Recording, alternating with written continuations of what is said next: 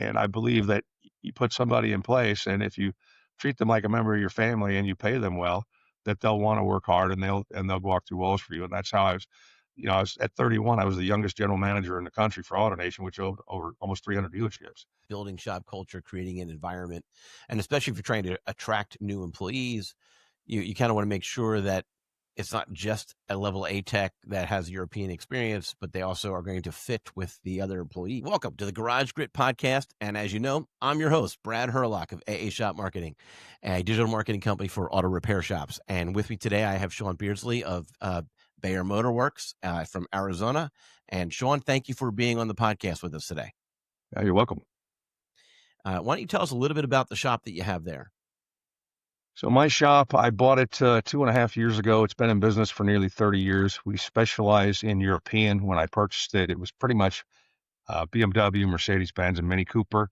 And we've since opened it up to all makes and models, but we're probably 85, 90% European. We see a lot of Porsche now, a lot of Jaguar. I started to see a lot more Rover, and we even saw a Maserati and a Ferrari, which aren't our specialties, but we did an oil change on a Maserati. I've got two master techs, an apprentice tech. I'm looking for one more master tech. I have a shop manager and an office manager, and we're in Chandler, Arizona, which is about 20 minutes south of Phoenix proper, but still part of the Metro Phoenix market. So Chandler's a pretty big and growing city, the Chandler Mesa area. But uniquely, because of the nature of our shop being European, we actually pull traffic from as far as 30, 40 miles, sometimes 50 miles away. Right. Well, and that's I have that marketing experience and background, and so I find it interesting that you broaden your reach to domestic, because the marketing for domestic versus the marketing for European is different. As you said, your footprint is 50 miles, whereas on the domestic side, your footprint is, depending on population, might be between 1 and 4 miles, right, or maybe a little bit more if it's population, if the Yeah, density is low enough. and it's tough because the domestics spend so much on marketing, that it's a tough market to crack. We do a little bit of domestic. I signed a deal with Silver Rock, which is the warranty company for Carvana and Drive Time, in December of last year. And so a lot of the domestic and some of the Asian that I see is coming from Silver Rock. Most of our marketing efforts are still all of our organic and paid search is geared towards the European side of it because that's our bread and butter. That's what we're known for. We've got a great reputation for that. And that's what my guys really love working on.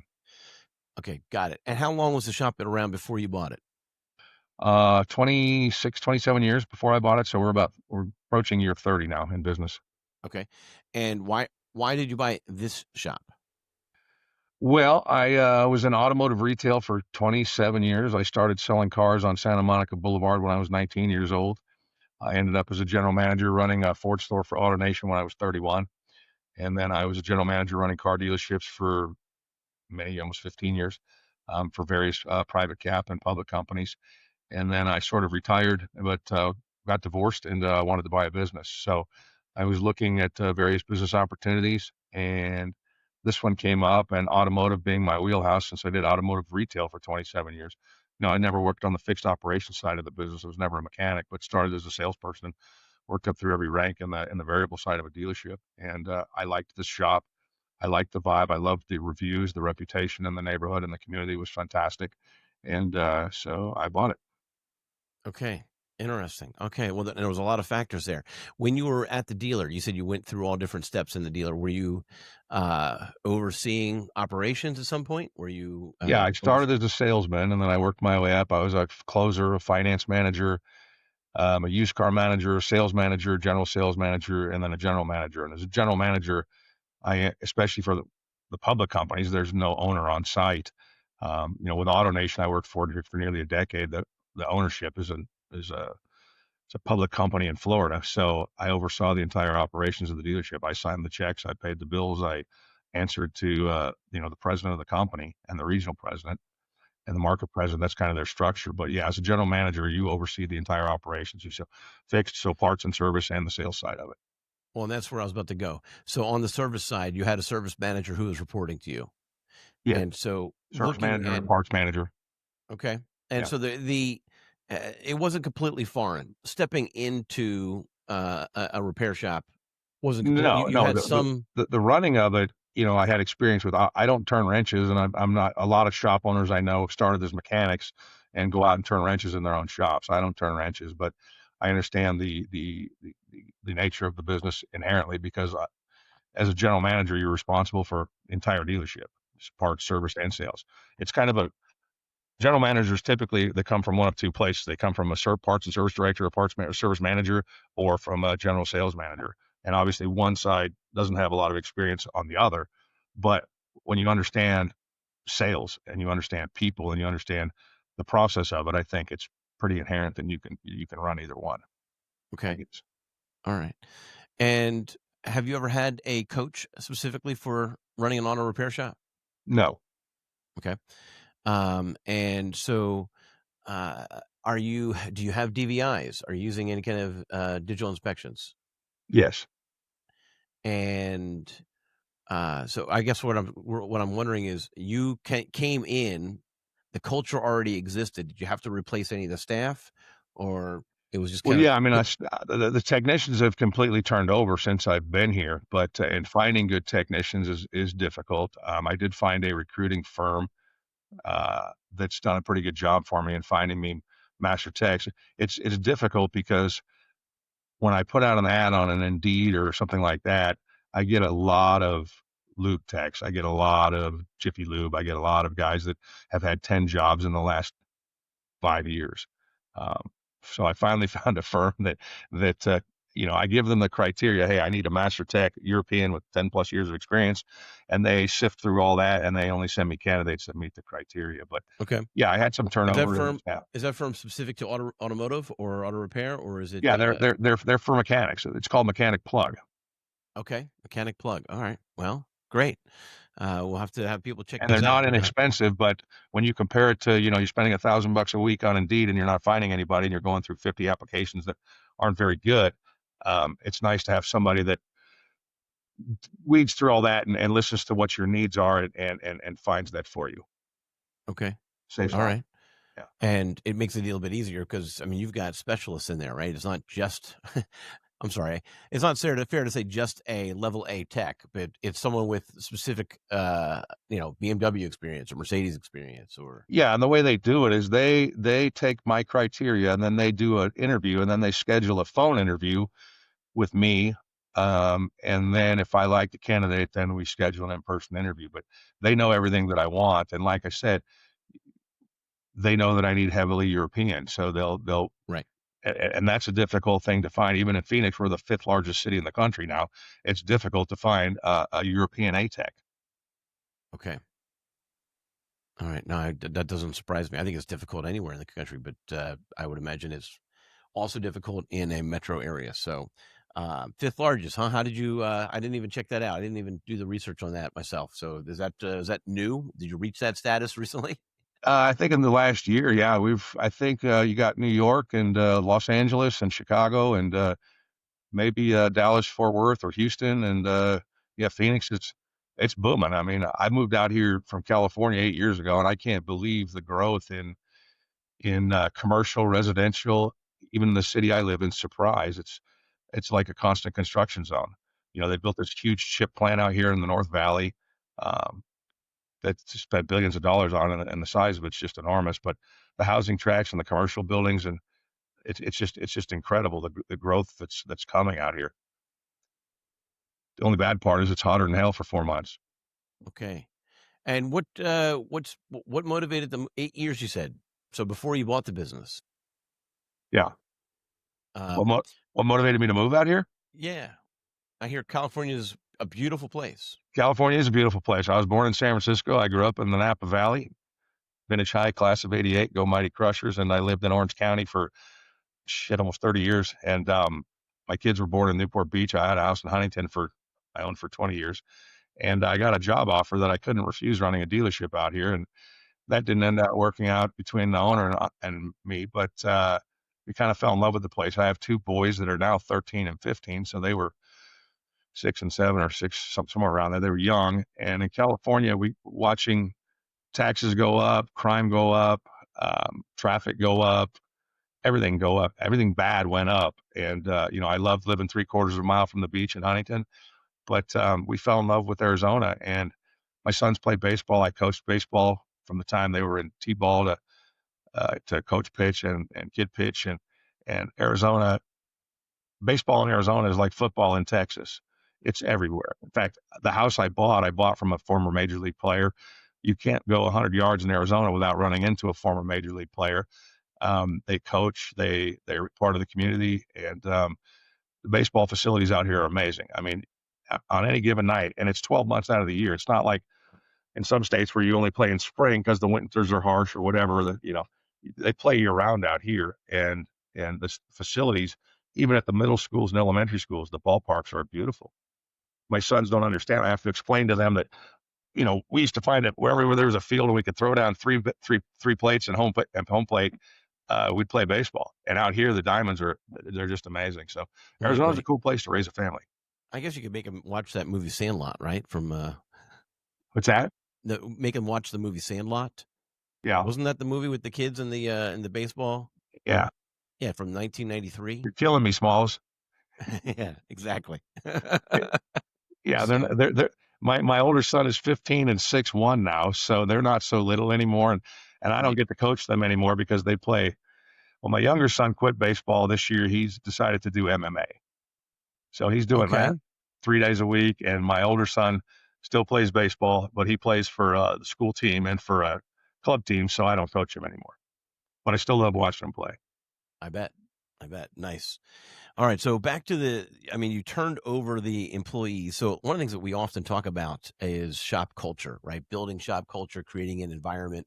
And especially if you're trying to attract new employees, you kind of want to make sure that it's not just a level A tech that has European experience, but they also are going to fit with the other employees so that they don't start butting heads and whatnot. Have you had any issues with personality conflicts, or how have you dialed in your shop culture? Yeah, we've had, I'm a very laid back owner, and I just hired my former shop manager left a couple of months ago. I got a new guy that's absolutely fantastic that I love, and he has the same culture that I do. I want guys to come in, work hard, do a great job, have no comebacks, and go home happy. No drama, no prima donnas, no any of that. And my shop foreman has been with me for a couple of years now. He was one of my first hires when I bought the company, and he's a really good guy. He owned a shop before. He's a Mercedes Masters technician and a Porsche Master Tech, and he really kind of sets the tone out there for me. And I tell, and the way we do it is my shop. When we interview a new candidate, the three of us interview them: the shop foreman, my shop manager, and myself. All interview them collectively. And that way, if we make a bad decision, we can look at each other and say we're all responsible because we're a bunch of morons. We picked the wrong guy.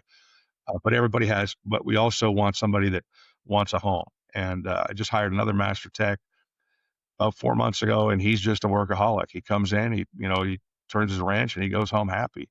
And that's the culture that we want. And nowadays, usually, we'll go through the interview, and all three of us will look at each other and just go, or you get a feel pretty quickly. And that's why I like having that collective interview process where all of us that are going to be working with them are involved in that and take responsibility for it. And we have had some guys that have come in, and my grandfather, old German, used to tell me that the closest we come in life to perfection is when we're filling out our resume. We've seen some pretty amazing resumes and some guys that have gone through the interview process, and then we put them in the shop, and you're like, who the hell is this? That's not the guy that we interviewed. That's not the guy that we saw on paper. Some guys are just really slow and inefficient. Some guys are incompetent, frankly. But we find that out pretty quickly. But yeah, there's no way to tell. I mean, unfortunately, there's not like a testing process for technicians. It's you got to hire them and put them in the shop and see what happens. And sometimes you have to clean up some messes, and sometimes that gets expensive. But we got to do right by the customer, so that's what we do. Yeah. No, that makes sense. Uh, I was talking to a shop out in Colorado, and he's been on this podcast where he was talking about how his interview process it's similar to yours. He actually goes one step further. He actually has his coworkers interview him as well, Yeah. and so the team actually has a say. And during that, so during that process, he gets to see, or the new hire gets to see the rest of the team as well as the management, and vice versa. So, what do you think about that? Have you ever considered something like that? Yeah, I like that. I mean, I think the more the merrier. I think that so I worked for the public companies. I worked for AutoNation and for Sonic and for Lithia, and I never saw it with Lithia, but with AutoNation and Sonic, you know, they do some things very, very well. Obviously, they didn't get that big doing it poorly. But one thing that those companies tend to do badly is people. People are a statistic. People are pay is to be cut, stock prices to be driven. Corporate executives are to make $20 million a year, and everybody else, who cares if you chop them? And I never agree. That's why I left. I've always believed, put people in place, give them a pay plan. And I had a boss tell me a long time ago something that I still tell interviews: good job, good pay; great job, great pay; shit job, shit pay. And I believe that you put somebody in place, and if you treat them like a member of your family and you pay them well, that they'll want to work hard, and they'll walk through walls for you. And that's how I was. I was at 31. I was the youngest general manager in the country for AutoNation, which owned over almost 300 dealerships. And I ran 3 stores for them, and everyone that I took over was broken and losing money and had turnover issues. And by the time I was done, they were profitable, very profitable, and making money. And the turnover had been stopped because I believe that treat people the way you want to be treated. It's not always about money. I go in my shop every morning and I bump knuckles or shake hands with my guys. And how was your weekend? And how was your day? And then, things like at Christmas, I'll buy them all a really nice ham from Costco. 4th of July, palm them each $100 to go have a barbecue for the weekend. Just things to let them know that they're not just a number and a statistic, that they're part of a culture, and that I value them as a human being and an individual. And I think that's really important to convey to your people, because I find when people leave, it's rarely about money, especially since I'm willing to pay, good money because of the type of work that we do. But it's hard to find good people. So when you find them, you got to treat them right. I mean, I guess it's that simple. And I guess a lot of places lose sight of that fact. I think they do. And so, all right. So I was about to ask you about more about the shop culture, and you just kind of answered that a little bit. Um, do they hang out? Do the employees hang out with each other outside of work, or is it they come, Um, they're friendly, and they're definitely friendly inside the shop. I don't know that they fraternize a lot outside of work. My shop foreman, he plays golf. I play golf every week. So a couple of times a year, we do a charity. He's got one and I got one, and we'll buy a foursome and we'll play golf together. But their age difference is considerable. So the 3 techs I have now, my shop foreman is 60, and my master tech is 45, and then my apprentice tech is 22, 21, 22. So there's quite a disparity in age and family circumstances in that. So I don't think that they're necessarily socializing outside of work, but within the shop, it's a very easygoing dynamic. So, my apprentice will do, we just got a 25-hour ticket for him with all kinds of stuff, and he's been with me for nearly 2 years. This kid, it's kind of crazy. I get a lot of young guys that hit me up with applications, and at the time I had 3 master techs. I wasn't really looking for an apprentice, but this kid came in or emailed me every week for like 3 months, and followed up and followed up and followed up every week. He's like, hey, I really want to work in your shop. I really want to become a master tech. I really want to.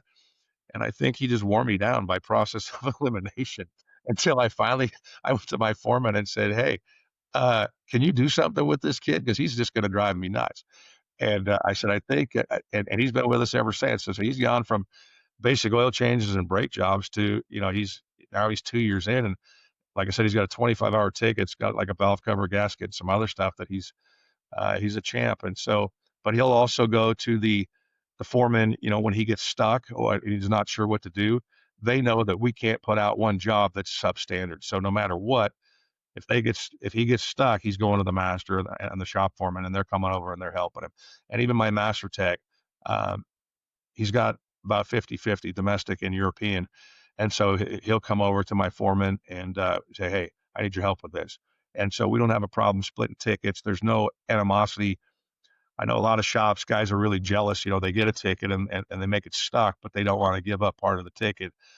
So they'll maybe do a subpar repair. We don't have any of that. My guys, it might be a 12 or 15-hour ticket, and my master tech might get 10 of it. My foreman has to take 5 of it, just to finish it up. But they know that regardless, the job has to be perfect every time. So they have to share, they have to split that ticket.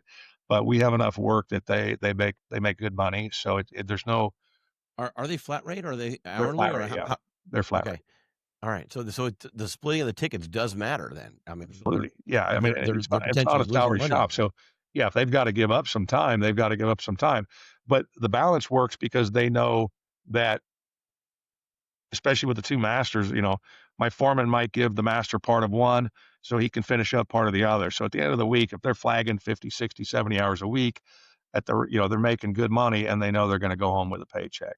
So, yeah, we don't have any grit. Yeah, I noticed your podcast is called Grit. We don't have a lot. I guess there's a lot of grit in, meaning sandpaper, in a lot of shops. And I've run shops. I mean, when I took over the Ford store at 31, I had 28 technicians, and in a shop that size, you got guys that get very jealous because some guys are flagging 20 hours a week, and some guys are flagging 80 or 100 hours even sometimes in a week. And so it gets tough to try and get guys to split work. But you have to create that culture where everybody knows it's okay to share, that we're going to try and feed everybody and we're going to do it properly.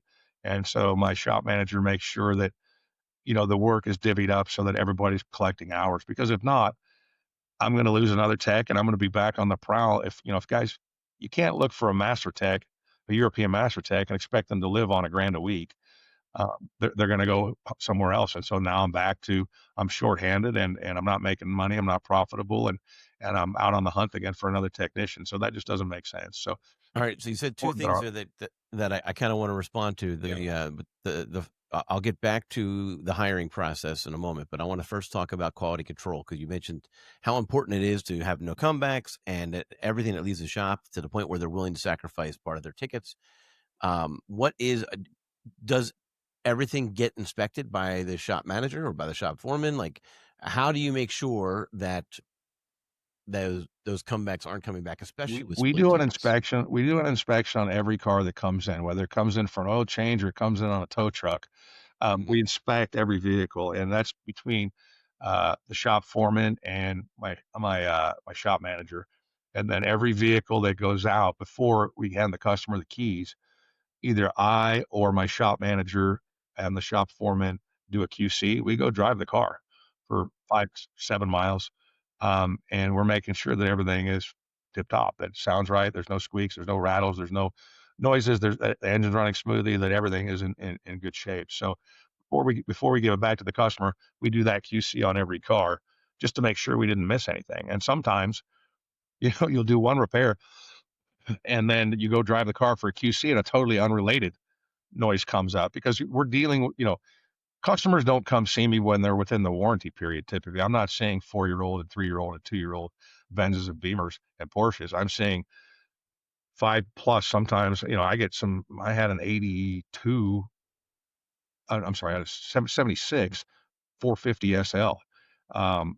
We get some we get some different older pieces, and oftentimes, it'll be more than one. The customer will notice an oil leak, or the customer will notice a rattle or a noise, and we'll fix that. And then when we go either in the inspection or in the QC, we'll catch something else and then call them and say, hey, there's this unrelated issue. Here's an estimate. Do you want us to take care of that, or do you want us to leave it alone?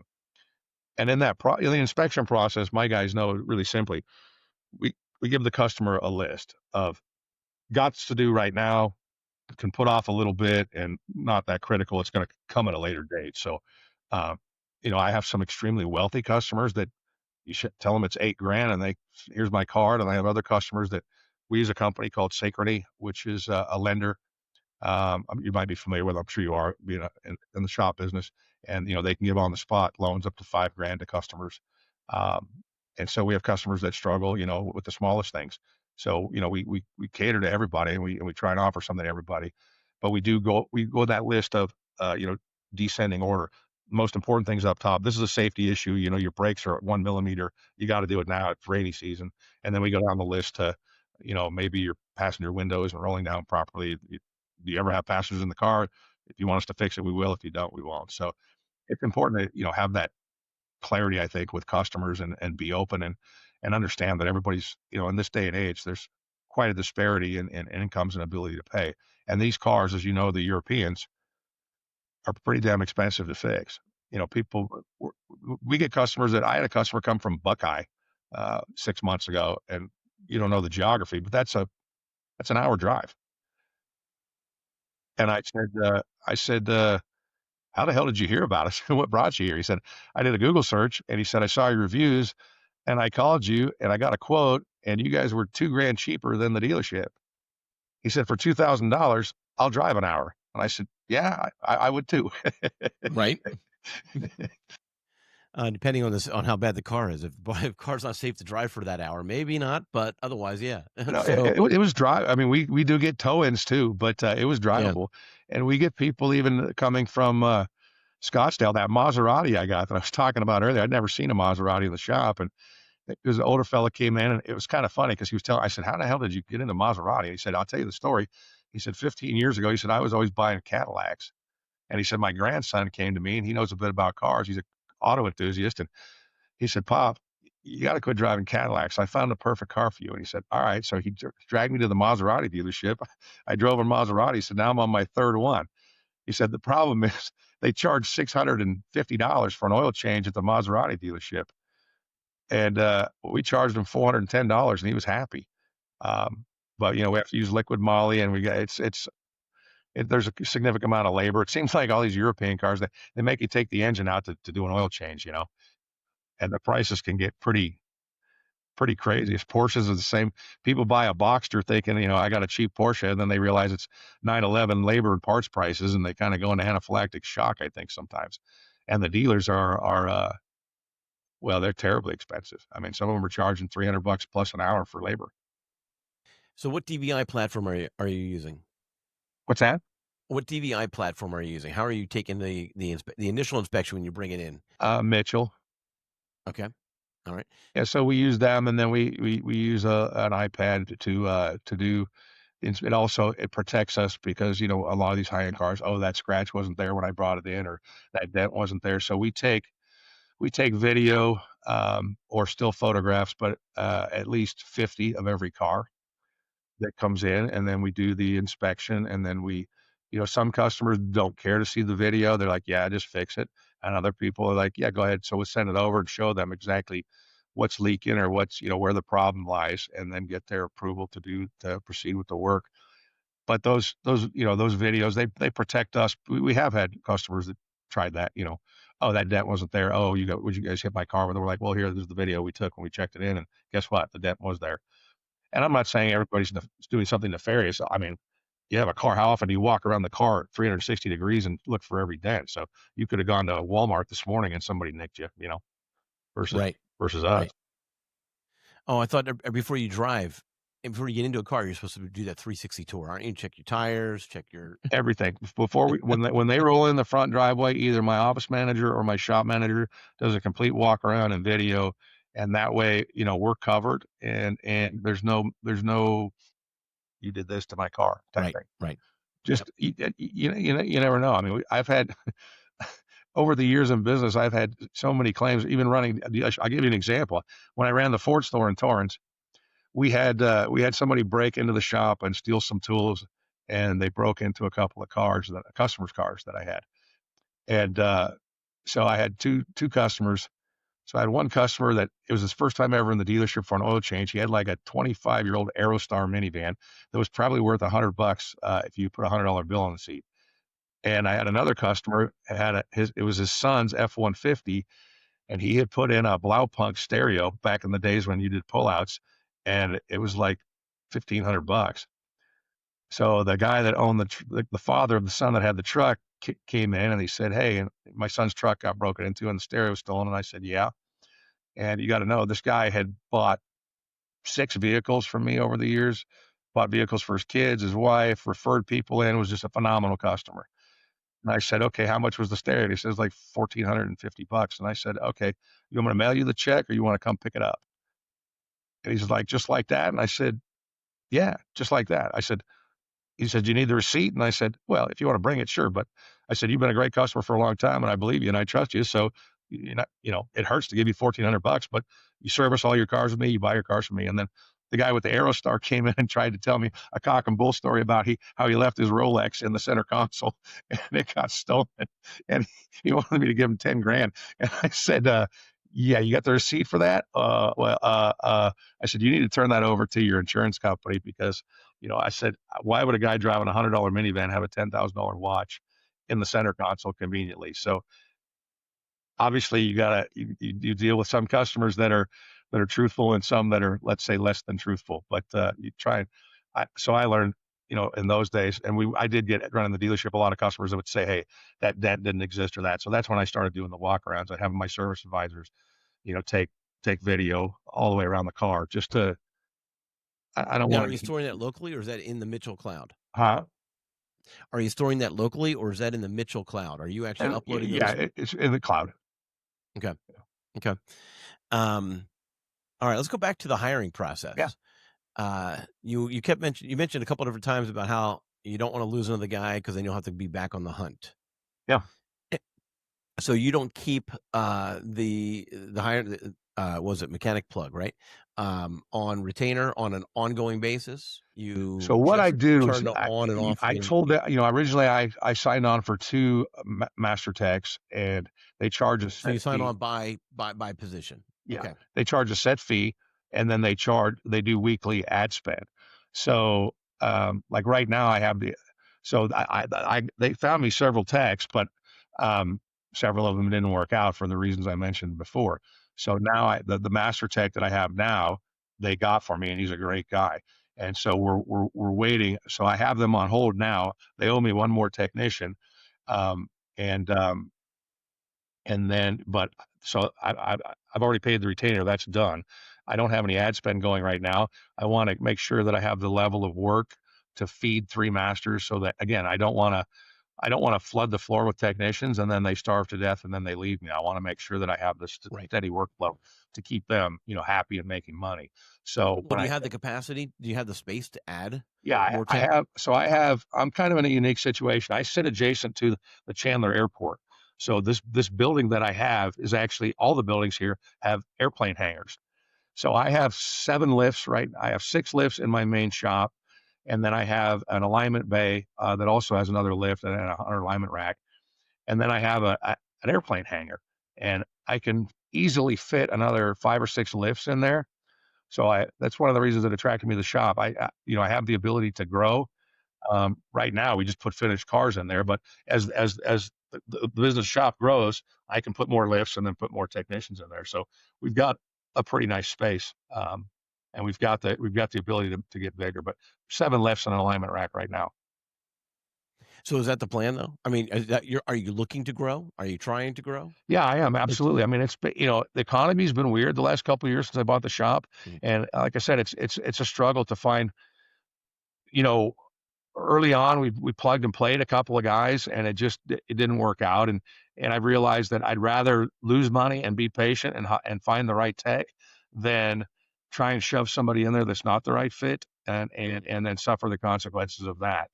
it uh, is a balance, right? I mean, you want to pull in more cars, and but you also have to hire more people, and you hire the people too early, then they starve because they're Correct. on flat rate, and Yeah, yeah, and that's the trick is finding that. And so, like every day today, I talk to my shop foreman, and I'm like, "Is today the day? Do we start running the ads?" Well, not yet. Okay, and I talk to my shop manager. I'm like, "What's our schedule look like for the next couple of weeks? Can we feed three for 3.5? Because, like I said, I have the apprentice, but can I feed three masters, or am I just feeding two?" And so we have that discussion because again, I made the mistake in the beginning, and it's my fault as the owner. I would bring somebody in and before the level of work. So then you just dilute the pool, right? So your guys go from flagging 50 hours a week where they're happy to flagging yeah, 30 where they're looking through the one ads. And, lesson learned, and I'm not doing that anymore. it's fair. It's fair. All right, so because I asked that because I know of shop owners who even when they're not hiring, they're interviewing people. so that they don't have to go on that prowl moment, right? And when they say they're interviewing people, they actually start out by saying, "We're not hiring right now, but things regularly change, and Right. I'm just trying to explore whether or not you're a fit and whether or not you're interested in staying on the top of my list." And I found that approach to be interesting. Yeah, I find it's unique here. When I was in California, technicians tended to stick around for 20, 30 years, running the variable side and the fixed side. So in the sales side, the average sales department in an auto dealership in the United States suffers 100% turnover annually. It's crazy. I, I was going to guess the 3 months was the average time spent Yeah, at the yeah, service they dealership. say around six or seven, but 6 months, okay. I used to joke, and I had buddies when I was a salesman. I was always the top salesman, and I would tell them, people would come up and say, "Hey, say just don't even bother until you've been here 90 days. I'm not going to learn your name because you're probably not going to be here 90 days." And it was true. I mean, I was not trying to be I was probably an arrogant ass at that point because I was young, but the turnover was atrocious. And yet, and then in the fixed side, your technicians tend to stick around, and you got a lot of techs that are 20, 30 years in the same shop. They're going to retire there. Um, and so, but here in Phoenix, the turnover on technicians is wild. I don't know if they get 50 cents or a buck an hour or more, and they're gone. Shops go up and down, and we have those cycles. And shop gets a little slow for a couple of weeks, and guys leave. I mean, I looked at a resume. My teenage sons were in here. I was going through applicants over the summer. I had a guy that had 23 jobs in 18 years. Okay. I don't think I'd be inclined to hire that person. I was not inclined to hire that person. I mean, there's a reason they're sticking around for 3 or 4 or 5 or 6 months and hopping. I mean, I don't know if it's the comebacks hit or they can't get along with somebody, but you see a lot of when I get applications, I see a lot of job hopping, and I'm not looking for that, and I'm not used to it. Live in California, I recruited some techs, and they had been at their dealerships for 15, 20 years, and I recruited one diesel tech. It took me a year to get him. um, Going out to lunch and schmoozing and talking, and and finally I got him to come to my shop, and he's making a couple hundred grand a year now as a diesel tech, doing great at a store I used to run. But I'm not used to the job hopping on the technician side, but out here in Phoenix market, there's a lot of it. The average resume that I look at, probably the average tenure is a year to 2 years at a shop, and I'll get 100 of those for every one 20-year guy. So it makes it difficult because there's got to be some I don't want to call 20 employers um, to hire one person. You can pretty much see a pattern, and if a guy's been at a shop for 15 years and then he's leaving, like the guy I have, the master tech that I hired, he was at a shop for nearly 10 years, and the shop was just declining and declining and declining, and finally got to the point where he wasn't making any money. So that to me makes sense. Good technician, maybe the shop's failing, but for the most part, it's like a lot of these techs are failing the interview process simply because they're not steady. And I mean, who wants to hire a guy that works for 3 or 4 or 5 months and then quits for whatever reason or gets Right, fired? right, right. Yeah, if you see it like once or twice, then you're thinking that it's probably the shop. You see it 20 times, and you're thinking it's probably the employee. It's the guy. Yeah, absolutely. Yeah, Or even some of the younger guys, the guy will have 7 or 8 jobs in 10 years, and you're like, well, what the hell is going on here? I mean, I, you hold a job, the longest job they've held is 10 or 12 months, and most of them are 5 or 6 months, some of them 2 or 3 months. I'm like, well, there's got to be something inherently wrong with that technician, I would think, because you're not going to go to 10 bad shops. yeah, right, So, right. so they're either Okay, doing sloppy work or they're just, they can't be gotten never along happy. with. Right, they're hard to get along with, or they're never happy, and they never will be Yeah. potentially. Sadly. Okay, all right. Interesting. Okay, so the domestic side of things is a really small portion of your shop. Um, why did you even bother to open that up? I just figured that why would I close the doors on any opportunities if somebody's got to take it? Like my son, his best friend, his dad bought him a little Nissan pickup truck, and it had some issues. And so he called me up and said, "Hey, Sean, can you take this down to your shop and see what's wrong with it? And I trust you, and I don't have a mechanic to speak of, And his wife, and they have a newer car, so they go to the dealership for warranty work." And I said, "Sure." So we drove it down, and I told my guys, I said, "Look, we're not going to turn down. Why would we turn down any business?" And we do have customers. I have customers that they only have European in their garage, and then I have customers that have mom and dad may have European, but they might buy the kid a Toyota pickup truck, or Ford truck or Chevy trucks out here are very, very popular. And why would I turn that away? If I got a good customer that's coming to me, dad's got a Mercedes, mom's got a BMW, kid's got a Ford F-150. I don't want to send them to the Ford dealership. I want all their service business. And like I said, the domestics, I was spending a little bit of money. So I have two companies. I have a guy that does all of my organic. He does my website management, my social media management. And then I have a national company that does my paid search and Google and all that kind of stuff. And we meet once a month and we talk on the phone every week. And they go, I pay them. And so I had them spending a little bit of money on domestic. So if you do Google searches around me, in Mini Cooper, I'm number one. I actually do more Mini business than the Mini dealership in town. In BMW and Mercedes, I'm 1, 2, or 3. And in Porsche and Land Rover, I'm starting to grow. I'm 1, 2, or 3 in the European side. And if you look at the domestics, I'm 12, 14, 16. Yeah, you're not getting any calls then. You're Yeah, just getting the calls from the people, like you said, who either know you personally right. or So I even told both. I told my ad boys, I said, look, don't spend any more money on domestic. Spend it on European. Whatever we get domestically is gravy, and typically what I'm going to get is going to be an existing customer. Like I said, mom and dad, or there's a import in the driveway, or there's a domestic in the driveway, the kid or something like that, or they bought another car. It's not uncommon out here for people to have two cars. They might have, especially like at Scottsdale and Paradise Valley, they'll have a nice European Mercedes or BMW or whatever for the daily driver, and then they'll have a pickup truck, because out here, like I drive a Ford F-250 King Ranch. I've got two teenage boys and a toy hauler and a razor, and we go hunting and stuff. And you can't tow a 14,000-pound trailer with a razor in it with a Mercedes S-Class. So it's not uncommon that our customers will have a pickup truck or some type of SUV on top of their luxury import car. So we'll work on them. My guy, my two masters, they're not.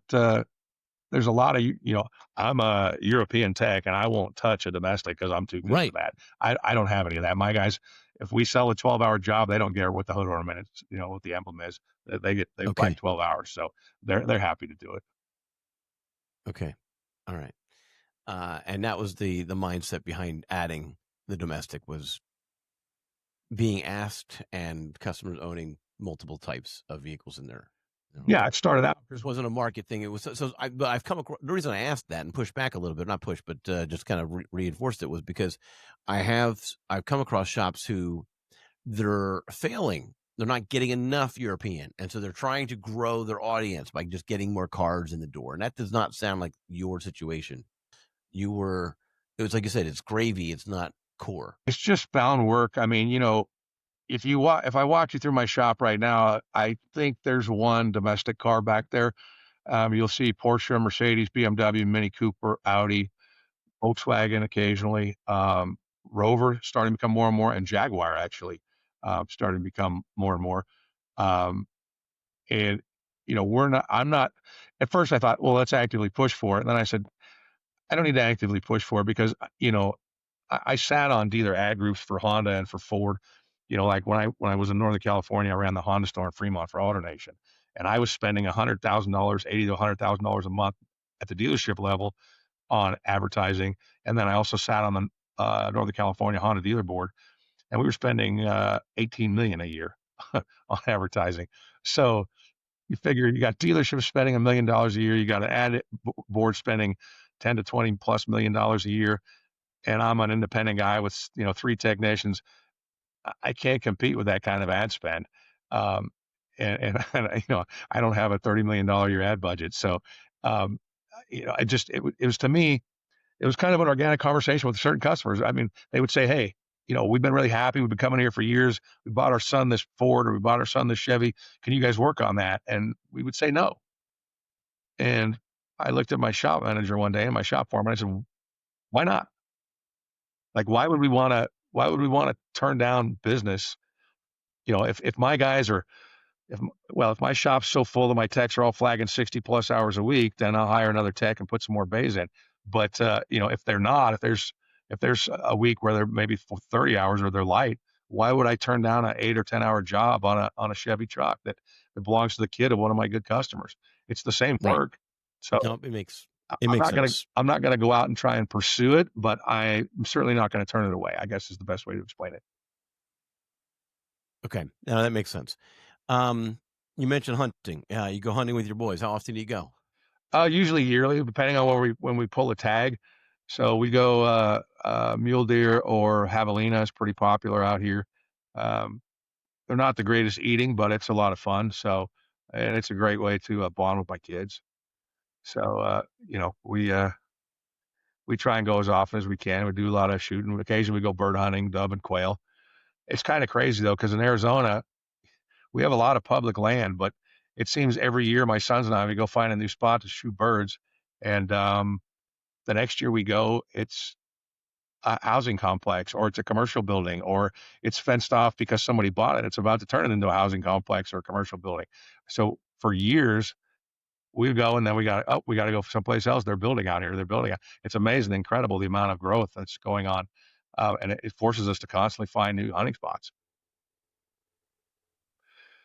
Well, for the deer and javelina, we usually go up to a town called Baghdad in a zone up there, which is an old copper mining town. It's actually, believe it or not, it's a company town, which those don't exist too much in America. But the mine actually owns all the houses and the stores and the property, and yeah, we go up there. That's about 75, 80 miles north of here. And then for birds, I used to go 5 miles west of my house towards the White Tank Mountains and just find dove and quail in the desert out there. But all of that is now schools and houses and commercial buildings and all kinds of construction has gone on out there. It's just booming. So we just go farther and farther. We'll look at a map and use an app called Onyx, a hunting app, and we'll try and find some public land that nobody's built on yet. But it's incredible. It's just what what used to be miles and miles and miles of open desert is now miles and miles and miles of 500,000 and 1 million square foot commercial buildings or housing tracts or schools. The amount of commercial growth out here is absolutely incredible. Everybody from like Wolf and the high end stoves to you name it. They've all the size of the commercial buildings here is would blow your mind, and they're building constantly one on top of the other on top of the other. I'm not talking about 50,000 square foot buildings. I'm talking about quarter million to a million square foot buildings. They're just massive. Jeez. Huh.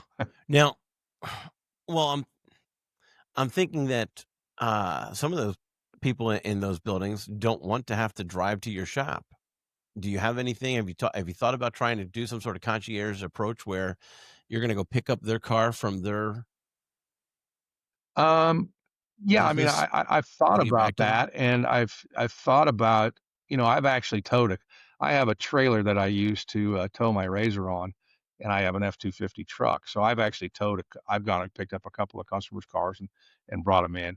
As far as like a mobile mechanic type service, I haven't done that yet, No, but it, I wasn't actually thinking. I mean, that's actually a good thought, but let's put that. I was actually just talking about you go to their work parking lot, you leave your car there, you drive their car back to your shop, you fix it, you drive it back to there, you take your car back home, back to the shop. yeah, we've done that on a couple of occasions. If a customer asks for it, we're not going to say no to any reasonable request. So if they're like, hey, I can't get to you, we'll figure out an arrangement to where we can go get the car and bring it in. But you haven't considered that as an actual service to offer. What's that? You have not considered that as an actual service to offer. Like that's not something that you No, regularly not yet. But advertise. That's a by it's a request. very interesting point, and it's kind of weird though. We've, for example, when I bought the shop, they were Monday through Friday. And they closed at 1 o'clock on Fridays, which made no sense to me. So we're open 8 to 5 Monday through Friday. And then Hmm. December of last year, I put on the website that we were open Saturdays by appointment only. And I think we've only had 2 or 3 Saturdays. I'm not gonna have a technician come in to do an oil change on a Saturday, but if somebody's got Right. a big ticket, um, so sometimes my techs will come in on a Saturday if they wanna finish a job up, because I pay weekly. Um, but, we don't get a lot of demand even for that Saturday. No. We haven't had a tech in on a Saturday in probably 4 months, which I thought Yeah. people would take more advantage of that than they do, but they don't for some reason. I guess they just expect Monday through Friday. It might be the expectation. The industry in general seems to push towards no Saturday work. I've heard shop owners say that that's one of their secrets to making sure they hire good technicians. That they don't require them to work Saturdays. But It's a big plus. When I interview people, I tell them there's no nights and no weekends. I tell them about the Saturday policy, and I said, "Look, I'm not gonna pull you we're not gonna schedule an oil change on a Saturday. It doesn't make sense for me to pay a master tech 50 plus bucks an hour to drive in to an oil change. But if we do, if we sell a job on Friday and it's a 10-hour job, you wanna come in Saturday and bang that out." And the answer is typically, yeah. I mean, obviously, it's gotta come in early enough on a Friday because I can't get parts on a Saturday, so it's gotta come in early enough on Friday that I can order the parts so that the parts are here Friday afternoon so that they can do the work on a Saturday. So that kind of all has to line up. But no, I think it's a big plus. I think a lot of technicians, a lot of, when I was running dealerships, that's where a lot of techs, some dealerships went to 7 days a week. AutoNation rolled out 7 days a week for service. They used to be a Saturday half a day and Sundays closed. And then they went to 7 days a week and they expanded the hours to like 10 o'clock at night in some spots. So um, I think that a lot of, especially seasoned technicians like master techs, like I'm looking for, they're either fathers or grandfathers at that point. Family's important to them, and they don't want to work nights and weekends. And I think that's a big drawback.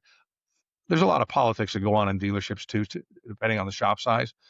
But yeah, I don't think that my guy, like my shop foreman, he'll come in for a big ticket on a Saturday, but typically he likes to go out to the lake or something with his wife, um, and at the weekends, and he doesn't want to work weekends or nights. So I think it's a plus to not be open.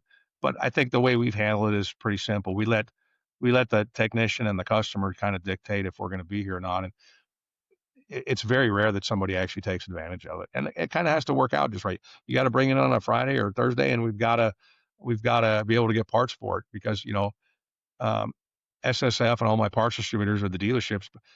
So typically, the dealership parts department may be open, but the rest of the parts suppliers, they won't be open on a Saturday. So it's not an option for us to be able to work on it. so when I mentioned, going to the customer, your first thought was mobile mechanic. Have you kicked that around? Yeah. I mean, it's tough enough to get an in shop European Yeah, master right. tech.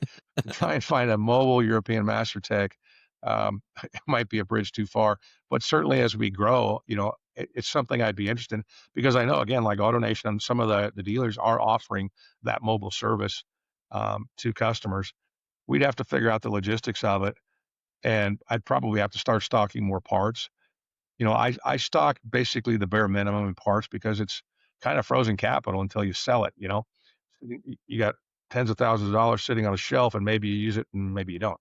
So, because typically with our parts distributors, we can get parts the same day. Because so some of my guys they're delivering 5 or 6 times a day, um, and or the next day typically. I mean, it depends. Some stuff because of COVID and the rest of the imports and the tariffs, some things have been a little bit slower to get. If I need a factory part from BMW in Germany, it can take up to a week or two. And some of them are on back order and they might be 6 weeks out. Um, but if I'm going to do a mobile service, I'm sure I'd have to stock more parts on the shelf, right? Um, in anticipation of what they're going to need when they go out in the world. So yeah, I'm not opposed to it if we get to that point, but um, logistically, I'd probably look to somebody for some guidance on how to do that profitably. Um, and coming from my experience in the dealership world, profitably is the key term because whenever I took over a dealership, I'd always call in the parts manager and I'd find out a couple of things. Number one, body shops return an inordinate amount of parts. and they do it, and the parts managers don't pay any attention to it. Like I had one body, I took over a Nissan store in Stockton, and my parts manager, I said, let me look at your returns and your sales. So I looked at his number one body shop, and they're buying 100 grand a month in parts, and but they're returning 30. Now, bear in mind, when I'm selling wholesale to a body shop, I'm not getting retail on the part. I'm getting a 10 or 15% margin, typically, maybe 20 if I'm lucky. So I'm getting a 15% margin. So I'm making 15 grand on his 100 grand in purchases, but he's returning 30 grand in parts. And bear in mind, body shops are buying sheet metal and bumpers and big panels. And these aren't little widgets that easily fit on a shelf. They take up room in your parts department. And the manufacturer gives you a little bit of return credit every month, but nowhere near that. And I say, look, they're not a good customer. They're not making any money. You're losing money every single month. You think that you're making money because you see that $100,000 figure, but you're not profitable. The other thing that I found is our parts delivery van. I had a delivery van drive, imagine this, 27 miles in LA traffic to deliver an oil filter. And I said, what on earth are we doing? I'm paying a driver $15 an hour or whatever it was back then, and I'm burning fuel and I'm putting miles on my van, on my delivery van, to go deliver at a $6 oil filter that I'm going to make $1.50 on, and he's going to spend 2.5, 3 hours in LA traffic to do that. I said, well, but so I drew a circle around the dealership in LA, and I said, 10 miles, that's your delivery zone, and you have to put $1 minute. You're not going to deliver a $5 part in rush hour traffic. You have to put a minimum purchase on there, and you have to put a radius on there that makes sense. Because in Southern California, there were, I don't know how many there are now, but at one point there were like 17 Ford dealers within a 20-mile circle of me. So, let them get their neighborhood backyard. Let me concentrate on mine. But managers don't, managers don't always see the big picture unless you really break it open to them. Like, right. Sure. Sure. All right. So you mentioned about the mobile mechanic and actually having, maybe someone who actually has a little bit of familiarity with that space. And I'm just going to let everyone know that episode 45, we actually had somebody on this podcast who specializes in setting up people who want to be a mobile mechanic. And so that was that was an interesting talking point, but but it makes perfect sense as far as that delivery radius and the value of the delivery. My mind went right away to drone deliveries. I mean, I hear about drone deliveries, and where I live, back to hunting. If I was looking to get a deer, I would just open up my window. No, I'm kidding, but I mean, I almost could, right? As far as where I live, I could just sit there in my bedroom window with a tripod. That's probably illegal to sit there with a tripod and put the mic a little bit closer. I'm having a tough time hearing.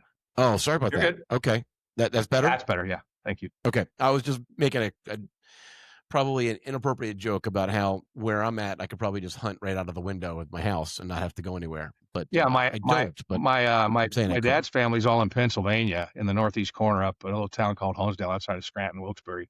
And my aunt has a 160-acre farm, and quite literally, you could sit on her front porch and hunt deer without ever leaving. You'd be drinking coffee with your left hand and have an odd six in your right hand, and you wouldn't have to leave the house. The deer, and it's crazy. Whenever I go back there to visit, driving at night, you got to go super slow because every 100 yards there's a deer jumping across the road. Versus out here, and there you're guaranteed a tag. I mean, you come out here and maybe you draw a tag every 4 or 5 years, and maybe you see a deer and maybe you don't. The success rate on deer hunts out here is about 15%, 20%. So you're not guaranteed anything. You're not even guaranteed to see anything. A few years back, it was kind of funny. I went up. I had an antlered mule deer tag, and on the third day of the hunt, two huge does came up a ridge line, and I'm sitting there with my rifle, and I'm staring at them for 5 minutes, less than 100-yard shot, and I was just praying that one of them would grow an antler in that time, and they didn't. So I let them pass, and so 2 weeks later, I'm in the same spot with my son. He's got his javelina tag, and a herd of about 8 of the biggest muley bucks I've ever seen in my life go running right past my razors. We're driving. I'm like, yeah, they know my tag's expired. So that's something. Yeah, hunting out here is not like hunting in the Northeast, and Pennsylvania, New York, and upstate, those areas, deer are like rabbits there. They are, and I'm in Pennsylvania, not northeast, southeast of Pennsylvania, but we still have plenty, and all over the roads. You're constantly scanning the sides of the roads into the woods to make sure that they're not coming out while you're driving, right? So it's Yeah, I find um, driving there at night's kind of creepy because every 100 yards you see these beady little eyes you're staring looking at for you in the the eyes. headlights, and they You're jump looking for across the the road. eyes. They don't. Some of them Hmm. seem to be suicidal. I think they jump right. They wait for you to get there, then jump. They do seem to do that sometimes. And yes, yeah, that's there are plenty, and we are fortunate, I guess, but there are still plenty of tag rules that you have to comply with as far as like how many you can get. And Yeah, you guys are lucky. And my best friend, my son's godfather, he's a retired homicide detective, and he lives in Montana. He bought a place up there, and so they're guaranteed an elk tag and guaranteed a deer tag every year. It's pretty crazy. Well, Montana's only got 1 million people, and it's nearly the size of California. It's huge. So they their deer population. When we drive up there through Idaho and into Montana, it's not uncommon to have to stop on the highway because there's a herd of 40 elk running across the highway. that's something. That's And I'm something. like, where are So you in like, Arizona? right? Yeah. Yeah. So, but I think about where I'm at in the a rural section, and the idea of drone delivery, like, no, like that wouldn't really fly because, well, I mean, there would be enough people that would be upset about something flying that low to the ground above their property, right? Yeah. And so, but back to the LA example, I'm thinking that if they were, you could have flown a drone with that $6 oil filter, and gotten there a lot faster and Oh back yeah. without having the labor rate. Well, So that's where I was when you were telling that story about the delivery of that was it 27 miles in traffic, you said? yeah. To deliver an oil Like, filter. right. I mean, yeah. I mean, if you have I don't even know if they're I mean, actually I doing believe that in making the anymore. customer happy, but you also have to make the business profitable. And spending Right. $50 in labor plus another God knows how much in fuel and time to deliver a part you're going to make $1.50 on doesn't really make a lot of sense. But no, I guess But I just Amazon is doing drone deliveries now. are they? That's where I was going with. I don't know the status of the drone deliveries, if that's happening or not. So I was playing golf 2 weeks ago, and there's a drone comes flying over, and I'm like, what the hell is that? And one of my golfing buddies is like, Amazon's doing drone deliveries in the neighborhood. And I said, you got to be kidding me. And I guess Wow. they deliver in the backyard. So it keeps the porch pirates away, Wow. which I don't know if that's widespread. I don't do a lot of shopping on Amazon once in a blue moon when I need something that I can't get locally. But I guess that's a thing now. They're dropping packages in people's backyards with drones. Wow. And I suspect, to your point, there's no human labor involved in that, so it's probably significantly cheaper than Well, the old-fashioned way, right? maybe someone's flying it, but they're sitting at a desk and they're probably they're probably multitasking, right? I mean, I don't know. I'm curious about FAA restrictions on that, and you know what's going to happen is somebody's going to get a little trigger happy and blow one of those things out of the sky because it That's flew over his exactly where I was yard. going with it in rural Pennsylvania. Like that's exactly what's going to happen. They're not going to be happy that someone's flying that over their property. What is that? That's coming down. Right. Yeah, that'll happen. It'll happen Um, here. I mean, we live in a constitutional carry state, and even though our politicians are blue, our gun laws are definitely red, and I okay. mean, I would be certainly if I got a drone flying over my house at 7 o'clock in the morning, dropping shit in my neighbor's backyard. I'm probably going to be like, "Wait, what? What is that noise?" You know what I live very close to Luke Air Force Base, which is the largest spider wing in the country. So I'm used to F-16s and F-35s flying over all the time. But a drone coming that low and slow would be like you're wondering was somebody spying on my backyard or is that Amazon dropping a package? I just don't know what the restrictions from the FAA are on how they can fly those and how low they can fly and how close to an occupied dwelling they can fly and so on. And obviously, they're going to have accidents where when someone's going to fail, it's going to crash into somebody's yard and create a lot. I don't know. There's a lot of things about that. I don't know. I think it's pretty cool, but it's also emerging and technology. when they were going over the golf course, Yeah. were they low enough that you could accidentally hit them with the golf ball? Yes. That's crazy because All right. It was So I probably used to run. it was I used to probably run a golf outing, right? I when used to I run a saw the golf one, it was outing. probably 70 or 80 feet off the ground.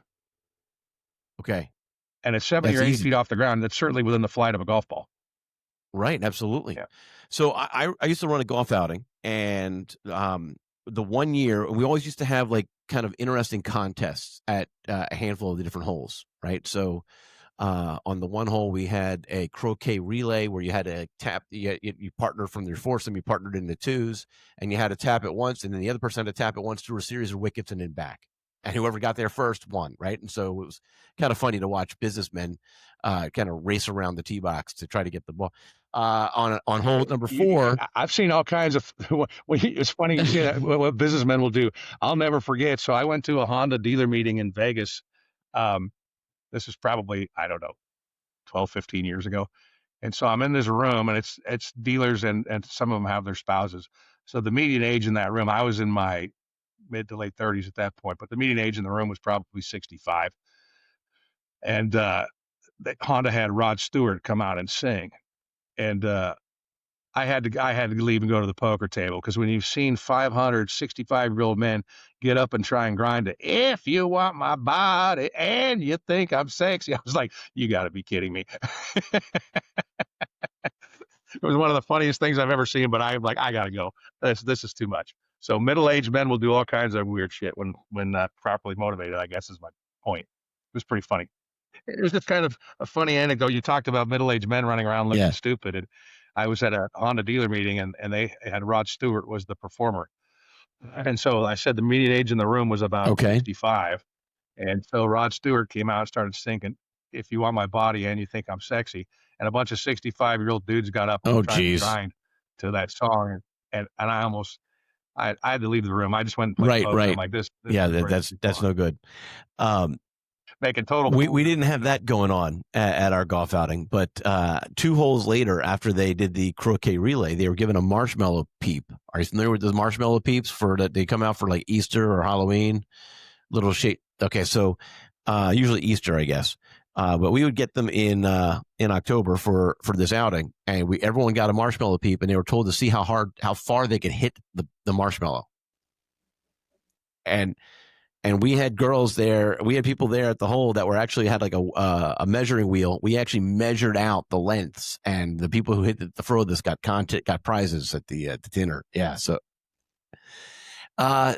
we've had some people hit it over like 100 feet, over 100 feet, which was it was kind of impressive. Most people only went like 30 or 40 feet, but and different people, different strategies. Ball it up, get it as crushed as possible. And here's the secret: hit it the same way you hit a golf ball. You have a good club speed. You don't try to muscle it. You have a smooth, even swing, right? And so that was the secret, was play golf. Anyway, so so whatever. But here's where this ties in. You ready for this? One year, it didn't work out very well, but one year we had staff at the hole, girls at the hole, that were flying drones above the hole, and the contest was you try to chip the ball and hit the drone that was only about 10 feet in the air. And so you were just trying to use your wedge and try to hit like a plastic a practice golf ball to hit the drone, and whoever hit the drone the most would get a prize. And so it was kind of a funny, crazy thing. You would see all these plastic golf balls because all these people tried, and you got 2 minutes, go chip, chip, chip, chip, chip. I can't hit it, chip, chip, chip. And they're flying it around, moving it back and forth. So, but we had a really good time at that outing, at that event. We had that event. Something tells me there was alcohol. There was, yeah. So that was usually a case, right? They would or 2 cases at every hole. I don't know. So there was regular the staff that each hole would hand out the beer before the contest would begin, right? So, yeah, I've been to plenty of those charity golf outings, and there's typically a significant quantity of beer consumed. Yeah, I don't know, 7, 8 cases or kegs. I mean, it's a lot. I don't remember how much it was, but it was quite the dollar volume. Well, you know what they say. You know why they say golf is 18 holes, right? Yeah, because there's 18 shots in a 750 bottle of ball. So the Scots, it started it was a game for Right. shepherds, right? They played it at St Andrews, and at the old course, and it was a sheep field, and they were basically knocking rocks in the holes. And I guess after every one, the Right. legend Right. goes, nobody knows if that's true or not, but they'd take a shot, and then after 18 shots, the bottle was gone, so that's where they stopped Yeah. the golf.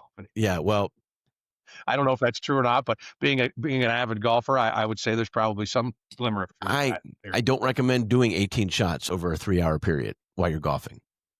I don't either, but I've been to Scotland and I've actually played the old course, and I've drank with the Scots, and let me just tell you, you think you're a professional alcoholic until you meet a Scotsman, yeah, and then you realize that they could probably do 18. They could probably play 2 rounds and do 36 shots and still be standing at the end of it. I don't know how, but they Yeah. would manage. Yeah. I don't know if that's bragging rights or if that's trouble. I'm in between. I don't know. I'm not sure. They're pretty they're pretty rugged and tough people. So I would Bragging say, rights.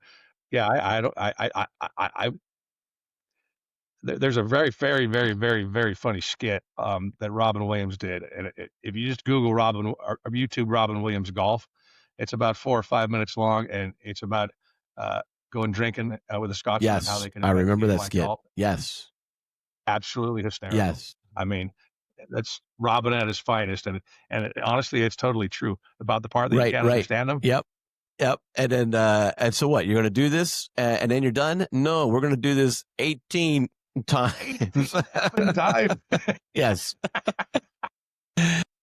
It was pretty funny. So we went to Scotland. We traveled. It was my ex-wife and I and two other couples and my uncle. And so my buddy Tommy, he's from New York, Brooklyn. How you doing? Kind of Tommy, Italian, and super cool guy. And they traveled with us to Hawaii and to Mexico, and he's a golfing buddy. So I tell him, I say, you got to watch the movie Snatch. You got to catch up on some of the dialogue. So we get to the we get to the airport in Edinburgh, and it's raining. Of course, it's Scotland, and so we leave the girls and my uncle because Enterprise had scheduled 2 rental cars for me at the airport in Edinburgh. So they gave me a Mercedes sedan and a Toyota minivan because I wanted the minivan for all the golf clubs and luggage and stuff. So so we go in the rain. We walk over to the Enterprise office, and this Scottish kid's probably about 6'8" and probably 150 pounds soaking wet. He says hello, and I tell him my name. He says, "Oh, are you guys here on holiday?" And I said, "Yeah." Okay, we've got 2 cars for you: the minivan and the Mercedes sedan. And da da da da da da. I'm gonna go fetch the cars for you, and I'll be right back. And I said, "Okay." So he walks out of the office, and Tommy smacks me on the shoulder and says, "I thought you said they spoke effing English Right. here." And I said, "He was speaking English." He says, "I didn't understand a word that came out of his mouth." I said, "Well, you're gonna have a rough week, buddy." We got to get out the phone because now they have the Google Translate, right? They could actually just, I don't know, but I haven't tried it, but I've seen the ads for it.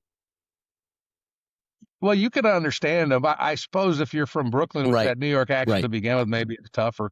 But I've been around a lot of English and Scottish and Irish people, so I can certainly understand them. But Robin is right. When they get drunk, when you're at a bar and you're drinking with them, after about the fourth pint attendance, they I'm picking up about every fourth word and just nodding and laughing because I Right. can't Right. understand what they're saying. They go into that brogue or Gaelic or whatever it is that they're talking, and man, I'm Nice. lost. But it's fun, and they love golf. Yeah, well, and they love golf, and I'm trying to determine whether or not I still don't know the answer to this. They did the golfers that attended the event that I hosted. They couldn't have been too serious of golfers because if they were too serious of golfers, they probably would have been annoyed at some of the shenanigans that we were doing at the holes. Right? I feel like ultra serious golfers would not have been willing to let their hair down, so to speak, and Oh, I think you're right, but I think the Scots are much more casual about it. They take their golf seriously, and it's kind of cool because in the towns over, I mean, you've got the expensive. I played Troon and Carnoustie and Kingsbarns and Glen Eagles in the old course, so they're pretty expensive and they're a little more uppity crowd.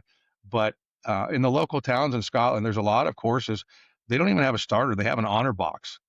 where you put in your 10 pounds or whatever, and somebody comes and collects it daily or weekly or whatever.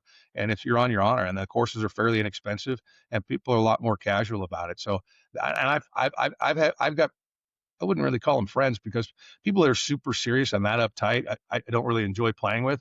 I mean, you're there to have fun. It's a game at the end of the day, right?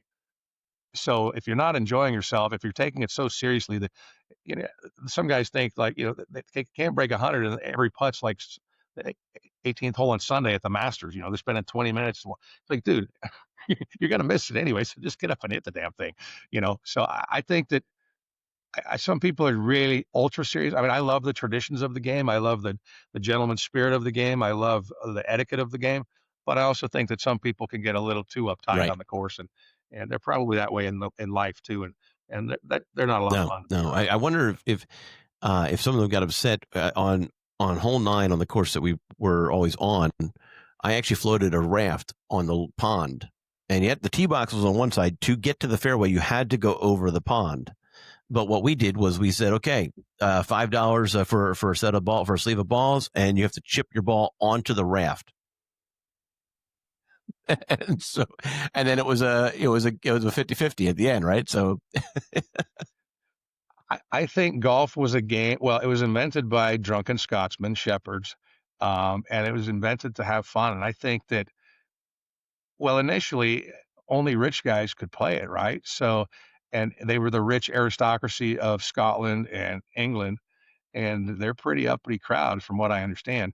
But I think as the common man started to play the game, I think, golf is a game invented for drinking games and invented to have fun with. And, yeah, I mean, you want to go out sometimes and play a serious round or whatever. But if you're in a tournament environment, especially a charity tournament, I always believed in going out and having fun. And when I was running dealerships, I used to sponsor a lot of them. So I got to meet a lot of football players, retired NFL players, and all kinds of things. And we always had a good time.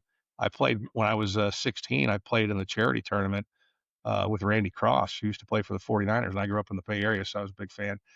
But I've gotten to meet Jerry Rice, and I've gotten to meet Dwight Clark and Joe Montana and some of the Giants, Buster Posey, and some of the baseball players, Timmy Lincecum, and that. It's been pretty cool over the years to see who shows up at the tournaments and then have a good time. So if you do a Google search for Chandler, Arizona golf courses, only like around 13 or 14 show up real quick. You have a handful of golf courses there. Which one's your favorite? Where do you go the most? So I live in Surprise, which is 45 miles northwest of here. So I don't play much down here in Chandler. I play in the West Valley. I like Verado. The Victory course is cool. We play Wigwam quite a bit. They have 3 courses there. We play Palm Valley. We play Portobello. Sun City's got Arizona, I think, has the most golf courses, maybe outside of Florida or Scotland per capita. There's the Raptor and Talon courses out here. Phil Mickelson has designed a few courses out here. A lot of guys have and play out here regularly. The TPC, where they play the the Drunken Waste Management, is a cool course, but it's pretty spendy. They have a second course at TPC that's actually affordable, under $100, and it's in really great shape too. There's just a lot of great courses out here. I mean, you can't. It's kind of like Major League Baseball players. You can't go 10 miles, 5 miles, and not see a nice golf course. So yeah, they're and most of them are pretty well kept. There's a few of them that are dog tracks, but by and large, people here expect decent golf, and a lot of people come here on vacation just for golf. So you've got courses from $20 to TPC charges nearly 500 in the peak season. So I mean, you've got every budget in between. Quintero's another nice one if you want to drive a little bit. But yeah, we've got a ton of good golf. I mean, you could come out here and play a different course every day for probably 3 months or more. Yeah. I don't know that I'm doing that at $500 a tee around. I'm probably No, skip I that one don't. at I least. played there once. I haven't actually played this the waste management course since I moved here. I played it. I used to come out here for spring training with my godfather and my cousin. And we came out one year and we were here for watch Giant spring training. And I wanted to play golf, so I called up TPC because it was really the only course I know coming from California at the time. And I'm living here, and I said, I'm here for spring training and I want to come play golf. And she said, "Oh, you said the magic words. we have a deal. It's $120 for spring training. And I said, oh, cool. So I paid $120, and it's a nice, it's a nice course. It's a $120 course, but now, in the peak season, it's like 475 to 550 or something. And I don't think any golf course is worth that. I mean, I've played Pebble Beach twice, but I didn't pay for it either time. So, the benefits of spending lots of money on advertising, you get Time Warner or Cox or somebody calls you up and says, hey, you want to play Pebble Beach on Sunday? Let me think about that. Yeah, I'm in. But and I guess that the TPC in Florida is charging $1,200 now. I don't know, but that's amazing. That's mind blowing.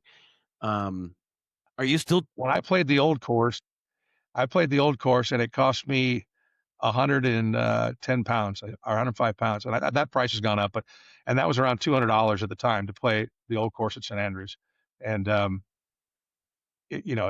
was worth every penny. I mean, it's a very emotional experience if you love the game of golf. I've played Pebble, and I've played some really beautiful golf courses, but I've never had an adrenaline rush like I had on the first tee. And the old course isn't even the nicest course in Scotland. Kingsbarns, 7 miles down the road, is spectacular, and a much prettier course than the old course. But when you're standing on that first tee at the old course, you've got the clubhouse behind you, you've got the Rolex clock up on the wall, you see the Swilcan Bridge crossing 18. It's the widest fairway in golf because it's a 1 and 18, right? So the damn thing's probably 250 yards wide. I still could miss the fairway. And I could still have a. Well, my heart was beating so loud. So when I went with the two other couples, as I mentioned, all the other courses we had tee times lined up, but the old course we never got one. So we showed up at 4 o'clock in the morning, and we didn't go out together, but we went out separately. But I was paired with an American, a German guy, and an Irish fella. And I got up on the first tee box, and I could hear my heart beating in my chest. It was thumping that loud. And all I'm thinking is, just don't whiff, just don't whiff, just don't whiff. And so I had an old caddy. His name was John. He was about 70 years old. Super cool guy. And so he's got my bag. I smack a drive left center. I ended up putting a wedge on the green and two putting for par. But I hit the drive, and I was the fourth player. So as soon as I hit the drive, I'm skipping down the fairway. I'm still holding my driver in my hand. I'm about 75 yards down the fairway, and my caddy and the other three players are like slowly walking up. And John walks up and he goes, "First time at the old course, lad." I said, "Yeah." He said, "I slow down and enjoy it." I said, "Yeah, here, you can have the driver back." I was a little excited. I'm sorry. I said, and so it was funny because when we got back in, I guess one of the guy's wives asked him, "Why was that guy grabbing his chest on the tee box?" And he looked at her. He said, "Honey, you wouldn't know." But it was an emotional experience. Every other golf course in the world was created by man, right? The old course is the only golf course on the planet that was created by God. They took the natural land and they put 18 holes of golf there. And that's because some courses were 12 holes, some were 24 holes. The reason every course is 18 is because of St. Andrews. And the crazy thing is they have only 4 holes have their own green. 14 of the holes share green. They're double greens. So the greens are massive. You can have a 250-foot putt at the old course. I'm thinking about how there have been times when I've gotten ultra frustrated, and so I've used my I've used my putter, like a Texas wedge, right? So yeah. Oh yeah. So 250-foot putt, that sounds about right. That's fine. I have a buddy that plays golf with us occasionally. He's a real big guy. He hits the ball a mile, but he uses a Texas wedge. I've seen him use it from 90 yards. Wow. 90 yards down the fairway, right. He'll putt it. Wow. I'm like, you have a sand wedge in the bag, right? Or a pitching wedge, and he'll putt it and it depends on how short the grass is, but commonly he'll putt it from 30 or 40 feet off the green. He won't even grab a wedge. He'll just putt that, no matter what the rough looks like. Huh. So I use the Texas wedge a little more sparingly, but I do use it, especially when the fairway is very, very thin, and you're afraid you're going to scull it. But yeah, he uses it all the time, and some people do use it to great effect. I've seen him put it on the green from 90 yards out with a putter. Okay. All right. So there's personally, I don't think I can hit the ball that hard, but he's about 6'4" and probably 260 pounds of solid muscle, so he's got the juice to get it there. You don't need to be big; you just need to have a good club speed. Yeah. So, but yeah, so I've also noticed in my own game though that I can't hit the ball as far as I used to. I'm already aging. I could I can feel it. I don't have the distance I used to have. So How old are you? 51. 51. I'm 53. So I guess it's about 5 years ago now. I was playing TaylorMade cavity backs, and this isn't a commercial, but I guess it might be one for the middle-aged guys out there. And I noticed that I've always been a pretty long ball hitter. Um, you know, pitching wedge around 145 yards and driver in the high twos, breaking three occasionally. And I'd lost about 10 to 15 yards per club. And so I finally said, you know what, I'm going to spoil myself. So I went over to PXG, had just opened their shop in Glendale, and I went and did the whole fitting and all that and bought the clubs. And all the distance that I'd lost, I got back with with the new clubs. And I think most of it is not even necessarily club head, it's the shaft, because usually I would just go buy a stiff shaft off the rack whenever I buy. And I'm not a guy that buys clubs every year. I usually 10 years or so, so I've owned 4 or 5 sets over my life. But um, yeah, when you go in there, you take your 7 iron and you take your driver, and they analyze your club head speed and all that kind of stuff, swing speed, ball speed, blah blah blah, and then they pick 4 or 5 different shafts, and they've got hundreds of them, and then they attach the club head to that shaft, and then you swing, and then they look at your dispersion, and they look at your yardage and everything else. And I think the single most important thing that most people overlook is shaft. It's not the head, it's not the grip, it's the shaft. It really makes a difference in performance. So um, yeah, I mean, they're not cheap. I dropped 5 grand in there, but I'll tell you, I that 15 yards per iron that I lost, I got back. So there's something to Huh. be said. I'm not dropping 5 grand on it though. But okay, interesting. Uh, I'll, and it's based on your particular swing. I would say to anybody that plays the game, that's serious about it, that wants to shoot better scores and get maximum distance. I don't think you necessarily have to go to drop 5 grand at PXG, but I would definitely go. Some places do it for free if you buy the club. Some places charge you $100, but I would definitely go get a fitting um, to figure out the shaft and where you're at. And I think whether you buy Pings or you buy Callaways or you buy PXGs or you buy Taylors or whatever, Mizuno's, they're all good brands. They all make good clubs, but I think that shaft is critical. And I don't think you know the shaft that you need until you get fitted like I did, because I've never been fitted for a shaft before. I just, like I said, I knew I had a pretty stout swing speed, so I would buy stiff shafts, but they weren't custom. And they're graphite? They were whatever was on the rack. Yeah. Yeah. Hmm. Yeah, they're graphite. Okay. Okay. Well, let's get back. And they're graphite all the way through the wedges too. I mean, Yeah. yeah. Um, well, let's get back to talking about the shop. We Yeah. we definitely took a large, long, fun break, but we were getting to the good stuff, I guess. But back to the shop. What are your thoughts? I mean, we talked a little bit about how you've got the capacity to grow. Do you have a written down plan of how you want to be X size by Y date? I mean, have you gone that far, or are you just trying to every year? All right, let's just do a little bit more next year. Yeah, no, I mean, like I said, it's been challenging environment because of the turnover. Well, we had all the turmoil in the economy, and we had the COVID and all that garbage going on, and so getting in and then keeping technicians, finding technicians has been difficult. Like I said, in this market, they tend to, for 50 cents an hour, they're going to bolt, and I pay my guys well. But and the plan is, I just the shop manager I had before was a great guy. He was a great salesman. He was not a good shop manager, and I let him go longer than I should have, and it cost me a lot of money. Age old story for Um, shops across the country. yeah, and like I told you, I consider people part of my family. Firing people is the worst part of my job. So he was going to quit a year and a half ago, and I put him back together. And then he quit a few months ago, and I accepted it. And I found a dynamite replacement. And I've also put him on a percentage of net profit. So as the shop, he's got one goal in mind, because his salary is not great, but he's got potential with no cap. Sky's the limit. So he's on the same page. So together, our plan is, by year end to be profitable. And then obviously we want to get that third, and then we're going to look at, if I get a third tech, master tech, I'm on 50 hours, we'll be very profitable. And then we'll look to, continue to grow business. I'll do a little more on ad spend with my guys, paid and organic wise, to drive more traffic. And when I consistently get enough that I can hire that fourth person, I'll start putting the additional lifts in the airplane hangar. Because My guys like that they have two lifts each. You know, they can do they and a lot of shops you get one and that's it.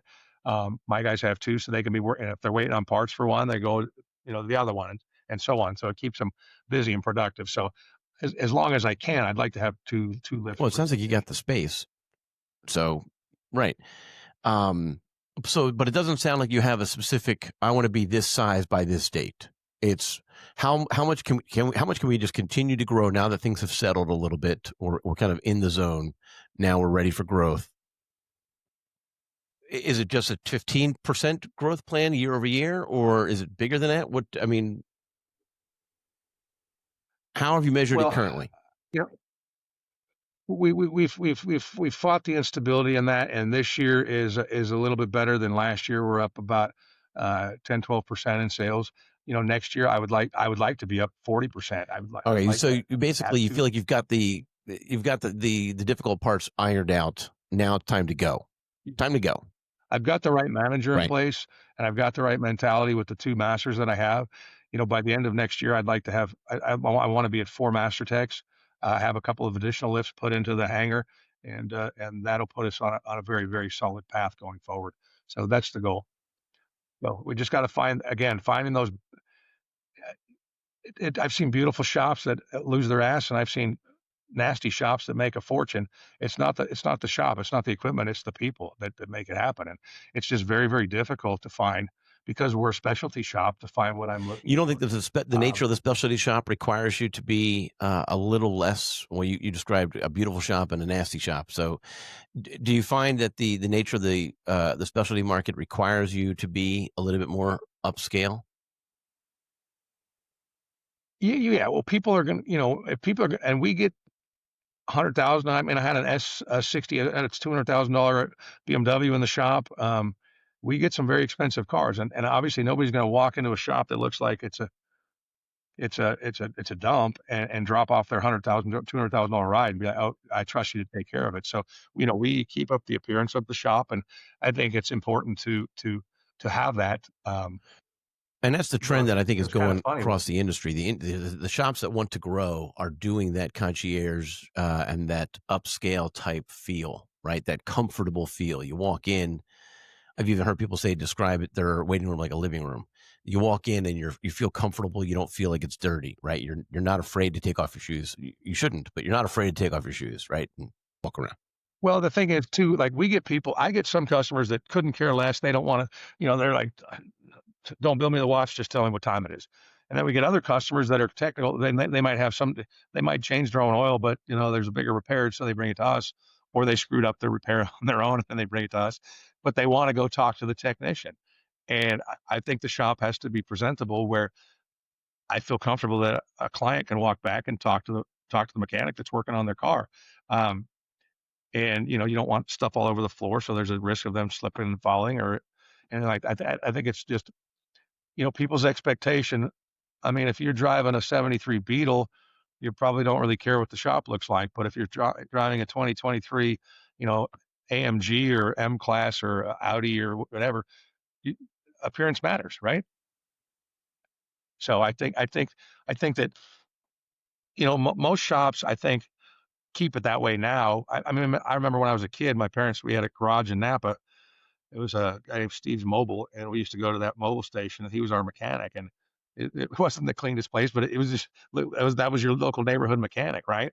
And I think now people are a little bit more discerning, especially around here, because if you look at some of the dealerships, we get a lot of clients. We're in Chandler, and if you go look at the Mercedes store or the BMW store here, or especially like the Penske group, but we get a lot of customers from Scottsdale area, and those dealerships up there are mausoleums. They're absolutely beautiful. So if I'm competing against them for business, I mean, obviously I don't have a $30 million dealership that I've built, but you have to have at least a decent shop that's presentable enough where they'll consider like, okay, I'm going to come to you instead of going to that beautiful sparkly museum that they built over there. Because yeah, I mean, if your place is a dump, I don't think you're going to build confidence in people. I don't think you're going to earn their business. Right, right. don't overspend. You don't have to overspend, but you do need to make it be nice. You do need to No, make it nice. we're not all glass and Right. marble. Like I said, and I get customers that they're like, I've been going to BMW of Scottsdale. I mean, you can look up Penske stores in Scottsdale. My kids like to, once a year, they're like, Dad, let's go over there because they got Bugattis and they got everything over there. So the dealerships are absolutely gorgeous. So we go and look at the $5 million cars, right?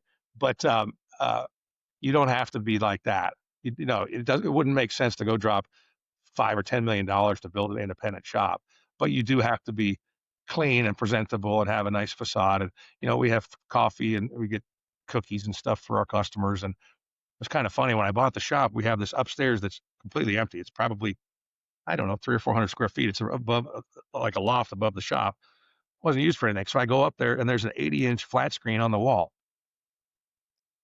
And down here in the shop, we have a TV which is smaller than my computer. In the waiting area, we had a TV smaller than my computer monitor. So I said, well, why the hell is that 80-inch TV upstairs where nobody goes? I don't know. So the day one, we pulled it down. I went and bought a mount. We mounted it on the wall, and now it's in the lounge, so my customers can. We don't get a lot of waiters, but the waiters that are here have a nice TV to watch. And then a guy came in and put in a vending machine, and then I do like free coffee and stuff like that, cookies and that. So you want to do nice things for your customers that are gonna, especially the ones that are gonna wait, so they have a comfortable place to wait. And some people will wait 3 or 4 hours. They may not have a ride, or they may not want to pay an Uber or whatever. They'll wait for the repair in the lounge. So, but we try to keep that really nice and clean and presentable as well. Very, very good. Okay. All right. 3 or 4 hours. Like, you better set me up with a workstation so I get some work done. That's what I'm thinking. But well, and that's what people do. They get on their tablets or they get on their phones and they're doing whatever business they're doing. And a lot of people, I think, now work remote anyway. Are you doing anything with that upstairs? Are you doing anything with that upstairs? No, you have to walk through the shop and up a wooden staircase. Okay. And it's just an empty box. I mean, ultimately, and I have a part storage downstairs, so I don't want techs wasting time running up and down the stairs. I have plenty of room downstairs for storage and everything else. It's just wasted space. Because I was just thinking that if there was better access, you could actually set up cubicles up there, and they could actually work for those 3 to 4 hours outside of the waiting area, right? But actually in a more the only problem, there's no way to make entrance and exit. Yeah, that wouldn't work. Right. Yeah, based on what you were describing. It's just a crappy space is what it is. I mean, unfortunately, I wish I could turn it into put cubicles and workstations. Our customers could do that, but it's not conducive to that because they're right above the shop. Right, you're making too much noise, and it's noisy, and you got all that stuff going on, and it just yep. sense. Huh. Well, this conversation has gone longer than I was expecting, but I've enjoyed it. I not just the shop talk, but also the golf talk. I enjoyed all of it. And I probably will go back and re-listen to the Robin Williams skit about golf because I remember it being a classic, and I'll probably enjoy it again anyway. Right? So that'll work. Yeah. It'll make every person I've ever showed it to. Every time I watch it, I laugh. Right. So it's one of those just classics that are always just good. So, but I appreciate that you've spent the time with us today and sharing a little bit about your story and sharing what's going on there at Bayer Motor Works. And so I don't know. I think there was a bunch of different ideas that a lot of people will resonate with as far as whether it's hiring people or the process, or maybe it's, looking at Mechanic Plug, who knows, but thank you for your time. I appreciate it. Yeah, I would. Yeah. And on the Mechanic Plug thing, I recommend them wholeheartedly. Like I said, I tried other recruiters. I've tried Indeed. I've tried the websites, and none of them. I mean, if you just want to run of the mill lube tech, those are probably the least expensive ways to do it.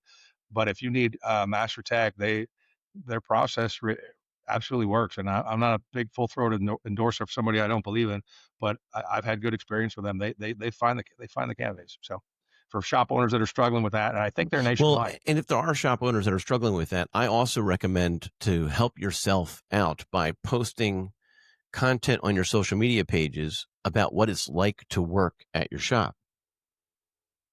Because if you're doing that, then when these people, when the recruiters are calling them, or when they're looking at the Indeed ads, they're going to do their research and say, hey, these people are my kind of people. I want to work next to them. And Right. and so, that's a legitimate marketing check for yourself. Your customers also would appreciate knowing how well your employees work, because they want to Yeah. take their cars to a place where people are getting along and are working well together, because then their car's going to be taken care of that much better, right? So, no, it's a good. Yeah, that's something I hadn't thought about. I'm glad I came on now. That, It was there it a is. great There's the idea. one I just great stopped. idea. So to capture the moments around the shop, especially when everyone's smiling, and get that posted on your social media, and help yourself out, position yourself, sell the culture of the shop. And again, like, your customers will also love it, but the prospective employees will appreciate. You'll attract the right type for you, and that's really what the goal Yeah, is no, there. So, it's a great idea, well, Brad. I I mean, appreciate you we doing are that. AA Shop Marketing, and the tagline underneath us is recruitment and marketing. And the reason for that, right, is that little golden piece. And not Mechanic Plug is not a competitor of ours. We don't do that kind of recruitment. We just do recruitment marketing. And one of the ways that we do that is by showcasing what it's like to work at that shop there, and then running ads on those social media platforms to try to bring people into that into that content. But you hit the nail on the head. If a shop wants to grow, they also need to find a recruitment plan to match their growth. And so, and it's why maybe I'll reach out to Mechanic Plug as well and see what they're doing over there, and maybe they'll be willing to come on and share a little bit about themselves. But anyway, thanks so much again for your time. And by the way, if you didn't catch it, this podcast, the Garage Grid Podcast, is brought to you by AA Shop Marketing. And as you just heard, a digital marketing company for auto repair shops across the country. And we're helping shops grow. We're helping shops improve. We're helping shops find more of those customers that they need, and sometimes also find more of those employees that they need. But thanks for your time, and make sure that you are subscribing and to the channel that you're on. Make sure you're subscribing to our channel on the platform that you're on, and get to the next episode as soon as it comes out. Thank you so much.